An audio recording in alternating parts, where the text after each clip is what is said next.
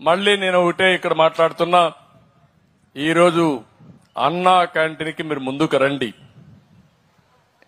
ఇదొక స్ఫూర్తిగా తీసుకోండి. చాలా మంది వస్తున్నారు, 1,00,000, 2 లక్షలు, 5 లక్షలు, 10 లక్షలు ఇస్తున్నారు.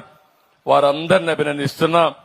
దీనికి అన్నా క్యాంటీన్స్ కి account number 3781816509 SBI account open చేశాం.